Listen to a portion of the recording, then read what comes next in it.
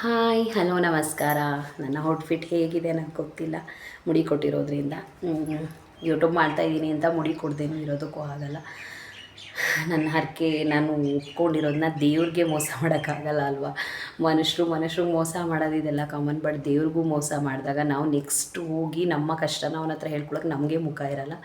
ಹಾಗಾಗಿ ನಾನು ಮುಡಿ ಕೊಟ್ಟೆ. ಯೂಟ್ಯೂಬ್ ಮಾಡಿದ್ರೆ ಏನಂತೆ, ಈ ಔಟ್ಫಿಟ್ಟಲ್ಲೇ ಮಾಡೋದು. Okay guys, welcome back to Pavana Lokesh Kannada vlogs. ಎಲ್ಲರೂ ಹೇಗಿದ್ದೀರಾ? ಎಲ್ಲರೂ ಚೆನ್ನಾಗಿದ್ದೀರಾ ಅಂತ ಭಾವಿಸ್ತಾರೆ. ನಾನು ಒಂದು ವೀಡಿಯೋನ ಸ್ಟಾರ್ಟ್ ಮಾಡ್ತಾಯಿದ್ದೀನಿ. ಕೇರ್ಪೇಟೆಗೆ ಹೋಗ್ತಿದ್ದೆ, ಸ್ವಲ್ಪ ಹೆಲ್ತ್ ಇಶ್ಯೂ ಇರೋದ್ರಿಂದ. ಬನ್ನಿ, ಅಲ್ಲಿ ಸಿಗ್ತೀನಿ. ಇಷ್ಟು ಚೆನ್ನಾಗಿ ಕಾಣಿಸ್ತಾ ಇರೋ ಹಾಸ್ಪಿಟಲ್ ಯಾವುದು ಅಂತ ನೋಡ್ತಾ ಇದ್ದೀರಾ? ಇದೆ KRಪೇಟೆ ಗೌರ್ಮೆಂಟ್ ಹಾಸ್ಪಿಟಲ್.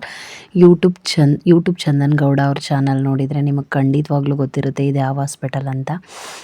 ಇವಾಗ ಹೊಸದಾಗಿ ತಾಯಿ ಮಕ್ಕಳ ಹಾಸ್ಪಿಟಲ್ KRಪೇಟೆಯಲ್ಲಿ ಓಪನ್ ಆಗಿದೆ. ಇನಾಗ್ರೇಷನ್ ಕೂಡ ಇವಾಗ ಒಂದು 15 ಡೇಸ್ ಬ್ಯಾಕ್ ಆಯಿತು, ಬಟ್ ಓಪನಿಂಗ್ ಆಗಿರಲಿಲ್ಲ. ಅದ್ರ ಬಗ್ಗೆನೇ ಚಂದನ್ ಗೌಡ ಅವರು ವಿಡಿಯೋ ಮಾಡಿದರು. ಇವಾಗ ಪ್ರೆಸೆಂಟ್ ಸಿಚುವೇಶನ್ ಹೇಗಿದೆ ಅಂತ ಅಂದರೆ ಚೇಂಜ್ ಆಗಿದೆ. ಅವ್ರು ವಿಡಿಯೋ ಮಾಡಿದ್ಮೇಲೆ ತುಂಬಾ ಚೇಂಜ್ ಆಗಿದೆ. ಸ್ಟಾಫ್ಗಳು ಬೇರೆ ಬೇರೆ ಹೊಸಬ್ರು ಬಂದಿದ್ದಾರೆ, ಡಾಕ್ಟರ್ಸು ಅಷ್ಟೇ ಹೊಸಬ್ರು ಬಂದಿದ್ದಾರೆ.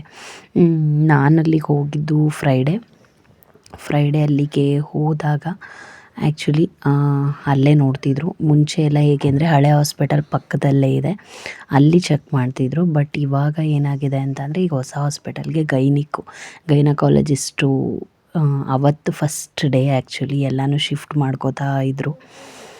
ಎಷ್ಟು ಚೆಂದ ಇದೆ ಅಂದರೆ ಗಾಯ್ಸ್, ನಿಜವಾಗ್ಲೂ ಪ್ರೈವೇಟ್ ಹಾಸ್ಪಿಟಲ್ಸ್ ನಾನು ಪರ್ಸ್ನಲಿ ಎಕ್ಸ್ಪೀರಿಯೆನ್ಸ್ ತುಂಬಾ ಆಗಿದೆ. ಪ್ರೈವೇಟ್ ಹಾಸ್ಪಿಟಲ್ಸಿಗೆ ನಾವು ತುಂಬಾ ಹೋಗಿದ್ದೀವಿ.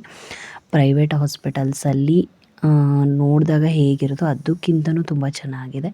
ಅಂದರೆ ಪ್ರೈವೇಟ್ ಹಾಸ್ಪಿಟಲ್ಸು ತುಂಬ ಕಡೆ ತುಂಬ ಚೆನ್ನಾಗಿದ್ದಾವೆ, ಬಟ್ ಎಷ್ಟೋ ಪ್ರೈವೇಟ್ ಹಾಸ್ಪಿಟಲ್ಸ್ ಅಷ್ಟಕ್ಕಷ್ಟೇ.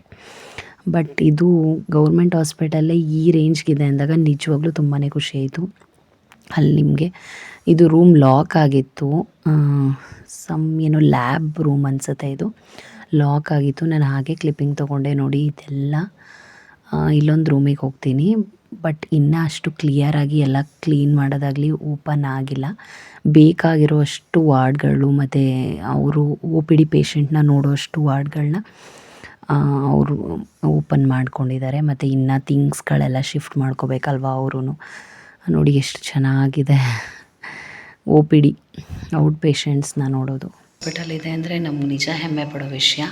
ಅದರಲ್ಲೂ ನಮ್ಮ ತಾಲೂಕಲ್ಲಿ ಎಷ್ಟು ನೀಟಾಗಿದೆ ನೋಡಿ. ಇದೊಂದು ಡಾಕ್ಟರ್ ಅಪಾಯಿಂಟ್ಮೆಂಟ್ಸ್ನ ನೋಡೋದು, ಅಂದರೆ OPD ಪೇಷಂಟ್ ಔಟ್ ಪೇಷಂಟ್ನ ನೋಡೋವಂಥ ಜಾಗ. ಇನ್ನೂ ಅಷ್ಟು ಇದಾಗಿಲ್ಲ, ಬಟ್ ತುಂಬ ಚೆನ್ನಾಗಿದೆ.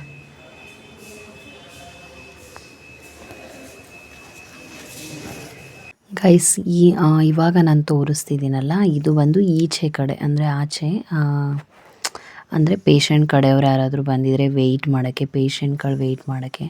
ಆಲ್ಮೋಸ್ಟ್ ಇದೆಲ್ಲ ಪೇಷಂಟ್ ಕಡೆಯವ್ರು ವೆಯ್ಟ್ ಮಾಡೋಕ್ಕೆ, ಔಟ್ ಪೇಷಂಟ್ಸ್ ಬಂದಿರ್ತಾರಲ್ಲ, OPD ಪೇಷಂಟ್ಸ್ ಅವ್ರು ವೆಯ್ಟ್ ಮಾಡೋಕ್ಕೆ. ಇದು ಫಸ್ಟ್ ಫ್ಲೋರ್ಗೆ ಹೋಗೋದು, ಬಟ್ ಫಸ್ಟ್ ಫ್ಲೋರಲ್ಲಿ ಏನೂ ಅಷ್ಟು ಓಪನ್ ಆಗಿಲ್ಲ, ಹಾಗಾಗಿ ನಾನು ಹೋಗಲಿಲ್ಲ. ಬಿಕಾಸ್ ಹಾಸ್ಪಿಟಲ್ ಅಂದರೆ ಸ್ವಲ್ಪ ಭಯ ಇರುತ್ತೆ ಅಲ್ವಾ, ಒಬ್ಬೊಬ್ಬಳೇ ಹೋಗೋಕ್ಕೆ ಮೇಲೆಲ್ಲ.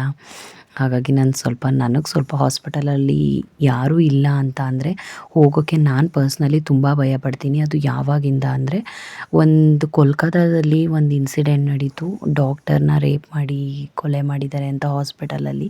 ಬಟ್ ಅವಾಗಿಂದ ನಾನು ಸಿಂಗಲ್ ವಾರ್ಡ್ಗೆ ಹೋಗೋಕ್ಕೂ ಒಂದು ಸ್ವಲ್ಪ ಭಯಪಡ್ತೀನಿ. ಅದೇನೋ ಗೊತ್ತಿಲ್ಲ ನನಗೆ. ಅದು ಹಾಸ್ಪಿಟಲ್ ಅಂದರೆ ನಂಗೆ ಹೆವಿ ಭಯ ಆಗುತ್ತೆ. ಜನ ಜಾಸ್ತಿ ಇದ್ದರೆ ಏನಷ್ಟು ಭಯ ಆಗೋಲ್ಲ, ಬಟ್ ಜನ ಇಲ್ಲ ಅಂತ ಅಂದರೆ ನನಗೇನೋ ಹಾಸ್ಪಿಟಲಲ್ಲಿ ಸಿಂಗಲ್ ರೂಮ್ಸ್ಗಳಲ್ಲೆಲ್ಲ ಹೋಗೋಕ್ಕೂ ಏನೋ ಒಂಥರ ಭಯ ಅನ್ನಿಸ್ತಾ ಇರುತ್ತೆ. ಗೈಸ್, ಇಲ್ಲಿ ಫೆಸಿಲಿಟೀಸ್ ಕೂಡ ಇದೆ. ಲಿಫ್ಟು ಮತ್ತು ಈ ಟೈಲ್ಸು, ಈ ಗೋಡೆದು ಪೇಂಟ್ ಕಲ್ಲರು, ಇದೆಲ್ಲ ನೋಡಬೇಕಾದ್ರೆ ನನಗೆ ಜಯದೇವ ಹಾಸ್ಪಿಟ್ಲಲ್ಲಿ ನೆನಪಾಗ್ತಿತ್ತು. ಸೇಮ್ ಆ್ಯಸ್ ಇಟ್ ಈಸ್ ಹೀಗೆ ಇದೆ. ಬಟ್ ಎಲ್ರಿಗೂ ಒಳ್ಳೆ ಟ್ರೀಟ್ಮೆಂಟ್ ಸಿಗಲಿ, ಎಲ್ರಿಗೂ ಒಳ್ಳೆಯದಾಗಲಿ. ವಿಡಿಯೋ ನೋಡ್ಕೊಬಂದ್ರಿ ಅಲ್ವಾ, ಗೌರ್ಮೆಂಟ್ ಹಾಸ್ಪಿಟಲ್ ಪ್ರೆಸೆಂಟ್ ಸಿಚುವೇಶನ್ಸ್. ನಿಜವಾಗ್ಲೂ ನಾನು ಆ ವಿಡಿಯೋ ನೋಡಿ 1 ವೀಕ್ ಮೇಲಾಯಿತು. 1 ವೀಕ್ ಮೇಲೆ ಯೂಟ್ಯೂಬ್ ಚಂದನ್ ಅವರು, ಒಂದು ನಿಮಿಷ ನಾನು ಟ್ರೈಪ್ಯಾಡೇ ಯಾಕೋ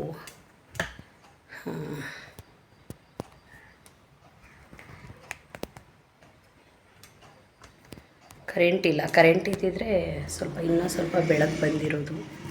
ಓಕೆ, ಯೂಟ್ಯೂಬ್ ಚಂದನ್ ಅವರು ವಿಡಿಯೋ ಮಾಡಿದ್ದು 1 ವೀಕ್ ಬ್ಯಾಕ್ ನೋಡಿದ್ದೆ. ಅವ್ರ ಮಗುನ ಹಾಸ್ಪಿಟಲ್ಗೇನೋ ಗೌರ್ಮೆಂಟ್ ಹಾಸ್ಪಿಟಲ್ಗೆ ಕೇರ್ಪೇಟೆಗೆ ಕರ್ಕೊಂಡು ಹೋದಾಗ ಅಲ್ಲಿ ಪಿಡಿಯಾಟ್ರಿಷನ್ ಯಾರೂ ಇರಲಿಲ್ಲ ಅಂತ.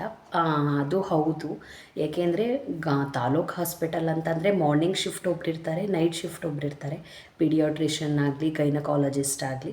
ಬಟ್ ಆ ಹಾಸ್ಪಿಟಲಲ್ಲಿ ಹೆಂಗೆ ಅಂದರೆ ಮಾರ್ನಿಂಗ್ 10 o'clock 10:30ಗೆ ಡಾಕ್ಟರ್ಸ್ ಬಂದರೆ 1:30 1:15ಗೆಲ್ಲ ಊಟಕ್ಕೆ ಹೋಗ್ತಾರೆ. ಇನ್ನು ಬರೋದೇ 3 o'clockಗೆ. 3 o'clockಗೆ ಬಂದರೆ ಇನ್ನು 5 o'clockವರೆಗೇನೋ ನೋಡ್ತಾರೆ. ಇನ್ನು ನೈಟ್ ಯಾರೂ ಡಾಕ್ಟ್ರ್ ಇರೋಲ್ಲ, ಎಮರ್ಜೆನ್ಸಿಲಿ ಒಬ್ಬರು ಡಾಕ್ಟ್ರ್ ಇರ್ತಿದ್ರು. ಇಷ್ಟೇ ಮೊದಲಿದ್ದ ಸಿಚುವೇಶನ್ ಹೀಗೆ. ಬಟ್ ಇವಾಗ ನಾನು ಹಾಸ್ಪಿಟಲ್ಗೆ ಹೋದಾಗ ನಿಜವಾಗ್ಲೂ ಅಂದರೆ ತುಂಬಾ ಚೇಂಜ್ ಆಗಿದೆ. ಬಿಕಾಸ್ ಹೊಸ ಹಾಸ್ಪಿಟಲ್ ಏನು ಓಪನಿಂಗ್ ಮಾಡಿದ್ರು, ಇನ್ನೂ ಯಾರೂ ಸ್ಟಾಫ್ಸ್ಗಳಿಲ್ಲ ಅಂತ ಅಷ್ಟು ಅಲ್ಲಿ ಏನು ಟ್ರೀಟ್ಮೆಂಟ್ ಏನೂ ನಡೀತಿರಲಿಲ್ಲ. ಬಟ್ ಮೊನ್ನೆ ನಾನು ಗೈನಕಾಲಜಿಸ್ಟ್ನ ಮೀಟ್ ಮಾಡಬೇಕು ಅಂತ ಹೋದಾಗ ಹೊಸ ಹಾಸ್ಪಿಟಲಲ್ಲೇ ಡಾಕ್ಟರ್ ನೋಡ್ತಿದ್ರು. ನೋಡಿ ತುಂಬಾ ಖುಷಿಯಾಯಿತು. ಬಿಕಾಸ್ ಯಾರೋ ನಮ್ಮಲ್ಲೇ ಒಬ್ಬರಿಂದ ಈ ಚೇಂಜಸ್ ಆಗ್ತಿದೆ ಅಂತ ಅಂದಾಗ ನಿಜ ಖುಷಿಯಾಗುತ್ತೆ. ಬಿಕಾಸ್ ಒಬ್ಬರು ವಾಯ್ಸ್ ರೈಸ್ ಮಾಡಿದ್ದಕ್ಕೇ ಇಷ್ಟು ಚೇಂಜಸ್ ಆಗಿದೆ ಅಂತ ಅಂದರೆ ಎಲ್ಲ ವಾಯ್ಸ್ ರೈಸ್ ಮಾಡಿ ಮಾತಾಡಿದ್ರೆ ನಿಜ ಏನು ಬೇಕಾದ್ರೂ ಚೇಂಜ್ ಮಾಡ್ಬೋದು ಅಂತ ಅನ್ನಿಸ್ತು. ಮತ್ತು ಡಾಕ್ಟರ್ಸು ಅಷ್ಟೇ, ಮೊದಲಿದ್ದವರು ಪ್ರಿಯಾಂಕಾ ಆಗಿರಲಿ, ಶ್ರೀಕಾಂತ್ ಡಾಕ್ಟ್ರ್ ಆಗಿರಲಿ, ತುಂಬ ಜನ ಟ್ರಾನ್ಸ್ಫರ್ ಆಗಿ ಈಗ ಹೊಸ ಡಾಕ್ಟರ್ಸ್ ಬಂದಿದ್ದಾರೆ. ಮತ್ತು ಸ್ಟಾಫ್ ಕೂಡ ಎಲ್ಲ ರಿಕವರ್ ಆಗ್ತಿದ್ದಾರೆ. ಅಂದರೆ ಫುಲ್ ಇನ್ನೂ ಜಾಸ್ತಿ ಜನನ ತೊಗೊಳ್ತಿದ್ದಾರೆ. ಮೋಸ್ಟ್ಲಿ ಹೊಸ ಹಾಸ್ಪಿಟಲ್ ಕಂಪ್ಲೀಟಾಗಿ ಓಪನ್ ಆದರೆ ನಿಜ ಎಷ್ಟು ಚೆನ್ನಾಗಿದೆ ಅಂದರೆ, ಒಂದು ಗೈನಕಾಲಜಿಸ್ಟು ಏನು ರೂಮ್ ಇದೆ ಟ್ರೀಟ್ಮೆಂಟ್ ಕೊಡೋದು, ಅವ್ರದ್ದು ವಾರ್ಡ್ ಏನಿದೆ ಆ ಕಡೆ ಫುಲ್ಲು ಫೀಡಿಂಗ್ ರೂಮ್ ಒಂದಿದೆ, ಲ್ಯಾಬ್ ಇದೆ, ವಾಶ್ರೂಮ್ಸ್ ಇದೆ. ಎಷ್ಟು ಪ್ರೈವೇಟ್ ಹಾಸ್ಪಿಟಲ್ ನಾನು ನೋಡಿದ್ದೀನಿ, ಪ್ರೈವೇಟ್ ಹಾಸ್ಪಿಟಲು ಅಷ್ಟು ಚೆಂದ ಇಲ್ಲ, ಅಷ್ಟು ಚೆನ್ನಾಗಿದೆ ಗೌರ್ಮೆಂಟ್ ಹಾಸ್ಪಿಟಲ್. ನೀವೇ ನೋಡಿದ್ದೀರ ವೀಡಿಯೋನಲ್ಲಿ, ಆಲ್ರೆಡಿ ನಾನು ವೀಡಿಯೋದಲ್ಲಿ ಹಾಕಿದ್ದೀನಿ. ಅಷ್ಟು ಚೆಂದ ಇದೆ ನಿಜವಾಗ್ಲೂ. ಅಂದರೆ ಹಾಸ್ಪಿಟಲ್ ಎಷ್ಟು ಚೆಂದ ಇದೆಯೋ ಫೆಸಿಲಿಟೀಸು ಹಾಗೆ ಬಂದರೆ ನಿಜವಾಗ್ಲೂ ದಿ ಬೆಸ್ಟ್ ಹಾಸ್ಪಿಟಲ್ ಮಂಡ್ಯದಲ್ಲಿ ಅಂತ ನನ್ನ ಪ್ರಕಾರ ಅನಿಸುತ್ತೆ.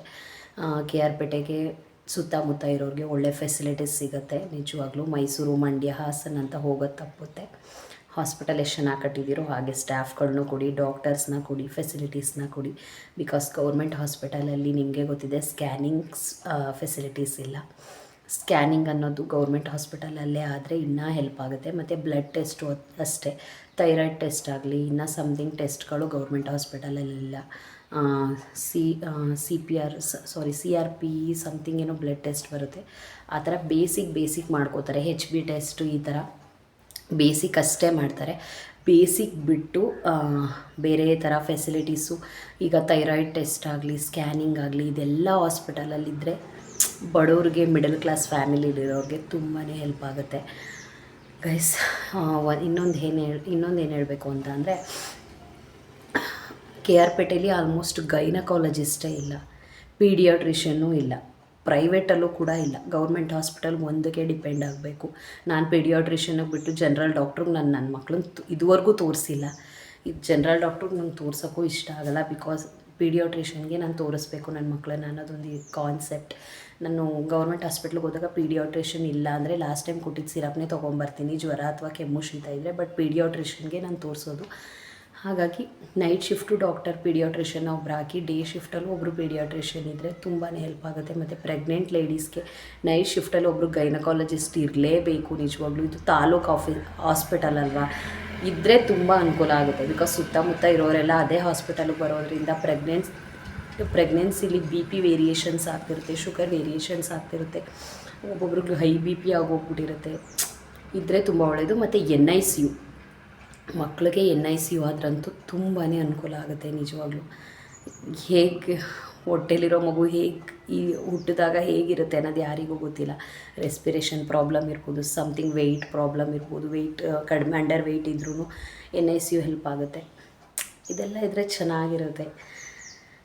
ಹಾಸ್ಪಿಟಲ್ ಕಟ್ಟಿದ್ದಕ್ಕೂ ಅಷ್ಟು ದೊಡ್ಡದಾಗಿ ಒಂದು ಸಾರ್ಥಕತೆ ಅನ್ನೋದಾಗುತ್ತೆ. ಯೂಟ್ಯೂಬ್ ಚಂದನ್ ಅವರು ಆ ವಿಡಿಯೋ ಮಾಡಿದ್ಮೇಲೆ ನಿಜವಾಗ್ಲೂ ಇಷ್ಟು ಚೇಂಜಸ್ ಆಗಿರೋದು ನೋಡಿ ತುಂಬಾ ಖುಷಿ ಆಗ್ತಿದೆ. ಥ್ಯಾಂಕ್ ಯು ಸೋ ಮಚ್ ಅವ್ರಿಗೂ. ಬಟ್ ಎಲ್ರಿಗೂ ಒಳ್ಳೆ ಫೆಸಿಲಿಟೀಸ್ ಸಿಗಲಿ, ಎಲ್ಲರಿಗೂ ಹೆಲ್ಪ್ ಆಗಲಿ ಅಷ್ಟೇ ಕೇಳ್ಕೊಳ್ಳೋದು. ನಮ್ಮ ಒಂದು ತಾಲೂಕಿನಲ್ಲಿ ಈ ಥರ ಹಾಸ್ಪಿಟಲ್ ಇದೆ ಅಂದರೆ ನಮಗೂ ಒಂಥರ ಹೆಮ್ಮೆನೇ, ನಮಗೂ ಖುಷಿನೇ. ಎಲ್ರಿಗೂ ಫೆಸಿಲಿಟೀಸ್ ಸಿಗಲಿ, ಎಲ್ರಿಗೂ ಒಳ್ಳೆಯದಾಗಲಿ. ಯಾರೆಲ್ಲ ವೀಡಿಯೋ ನೋಡ್ತೀರಾ ದಯವಿಟ್ಟು ಸಬ್ಸ್ಕ್ರೈಬ್ ಮಾಡಿಕೊಂಡು ವೀಡಿಯೋನ ನೋಡಿ. ಇದು ನನಗೆ ವೀಡಿಯೋ ಮಾಡಬೇಕು ಅಂತ ಅನ್ನಿಸ್ತು. ನಾನು ಗೈನಕಾಲಜಿಸ್ಟ್ನ ಮೀಟ್ ಮಾಡೋಕ್ಕೆ ಹೋದಾಗ ನನಗೆ ಮಾಡ್ಕೋಬೇಕು ಅಂತ ಅನ್ನಿಸ್ತು, ಹಾಗಾಗಿ ಮಾಡಿದೆ. ಯಾರಿಗೆಲ್ಲ ವೀಡಿಯೋ ಇಷ್ಟ ಆಯಿತು ಲೈಕ್ ಮಾಡಿ, ಕಮೆಂಟ್ ಮಾಡಿ, ಶೇರ್ ಮಾಡಿ. ದಯವಿಟ್ಟು ಸಬ್ಸ್ಕ್ರೈಬ್ ಮಾಡ್ಕೊಳ್ಳೋದನ್ನ ಮರಿಬೇಡಿ. ಎಲ್ರಿಗೂ ಒಳ್ಳೆಯದಾಗಲಿ. Thank you so much.